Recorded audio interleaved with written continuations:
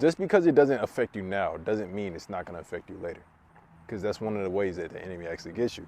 He makes you scroll on social media for a while, watch too much Netflix, or hang around certain people. And although you may not feel tempted then, he will slowly get you to the point where you will give in, and then you'll end up falling to temptation. So that's why it's so important that you realize when you are living for this flesh.